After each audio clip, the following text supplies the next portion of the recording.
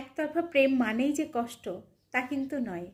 কারণ এমন বহু মানুষ রয়েছে যারা হয়তো কাউকে ভালোবাসে, কিন্তু তার সেই মনের কথাটা কখনো বলা হয়ে ওঠেনি, বলতে পারেনি।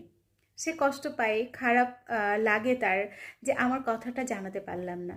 আবার অনেক সময় এমন হয় জানালেও সামনের মানুষটা রেসপন্স করে না, সে কিন্তু এড়িয়ে যায়। মানে সে হয়তো তাকে ভালোবাসে না বা তার লাইফে কেউ আসে, সে গুরুত্ব দেয় না। এটা কষ্ট হলেও কষ্টটা অনেকটা কম। কিন্তু কোন একতরফা প্রেমটা সব থেকে বেশি কষ্টের জানো?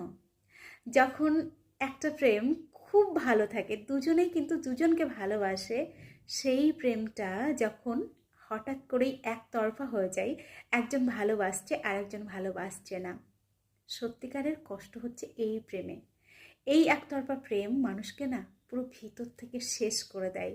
ধিকে ধিকে মানুষটা পুরো নিজেকে একদম